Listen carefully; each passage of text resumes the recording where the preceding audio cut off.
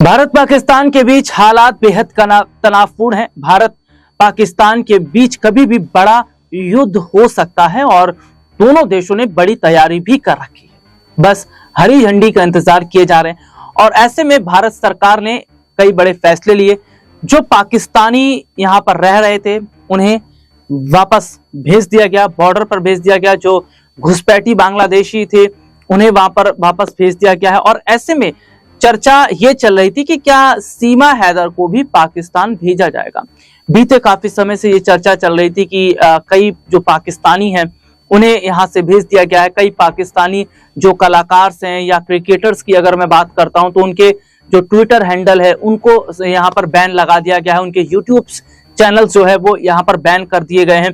तो दूसरी तरफ सीमा हैदर को लेकर भी खबर सामने आ रही थी कि जो सरकार है वो इतने बड़े फैसले ले रही है, उन्होंने बड़े स्तर पर यहाँ लोगों को बॉर्डर पार भेजा, लेकिन सीमा हैदर के खिलाफ कोई काम क्यों नहीं किया गया है या सीमा हैदर को क्यों नहीं अभी तक भारत से बाहर भेजा गया है।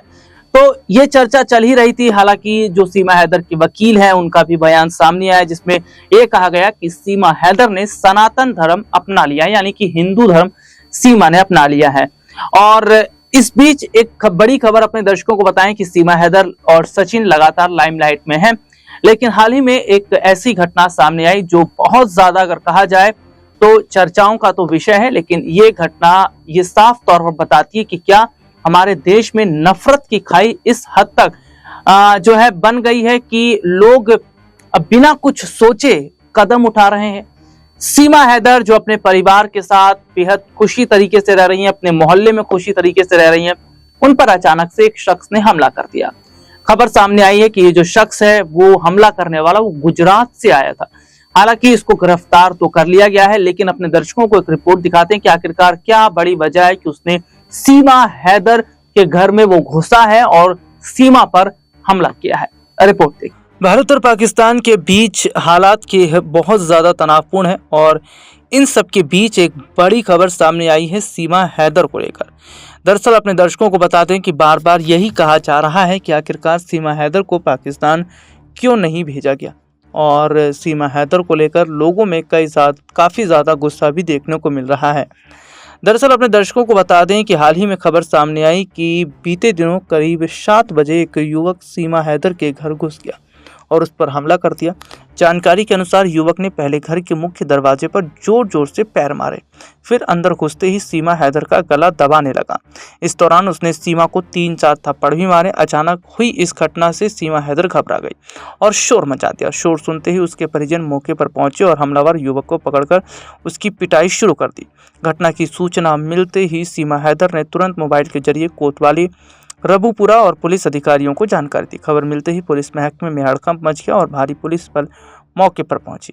पुलिस ने आरोपी युवक को हिरासत में ले लिया। आरोपी की पहचान तेजस जानी पुत्र ज्ञानेंद्र भाई निवासी टीबी हॉस्पिटल के पास जिला सुरेंद्र नगर गुजरात के रूप में हुई। बताया जा रहा है कि युवक ट्रेन से दिल्ली आया और वहां से किसी तरह रबुपुरा पहुंचा। प्रथम दृष्टया उसकी मानसिक स्थिति ठीक नहीं लग रही है। पुलिस ने उसका मोबाइल जब्त कर लिया, उसकी कॉल डिटेल खंगाली जा रही है। घटना के बाद यह सवाल भी उठने लगे हैं कि पहले से संवेदनशील माने जा रहे हैं सीमा हैदर के घर की सुरक्षा में इतनी बड़ी चूक कैसे हो गई।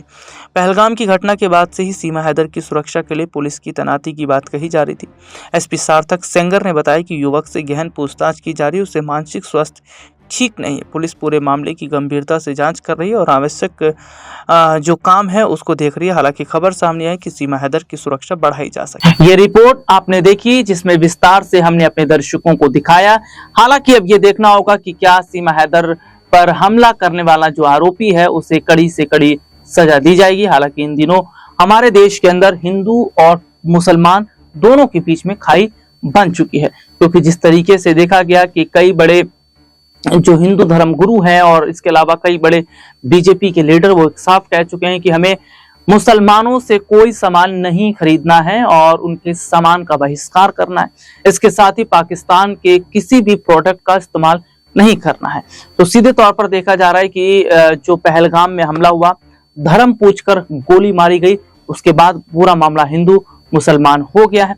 हालांकि इस मामले को शांत करने की पूरी कोशिश की जा रही है, लेकिन जो हालात इस वक्त हैं वो साफ तौर पर बताते हैं कि कहीं देश के हालात वैसे ना हो जाए जो 1947 में थे, यानी कि जिस तरीके से बंटवारा हुआ था और जो नुकसान दोनों मुल्कों को हुआ था।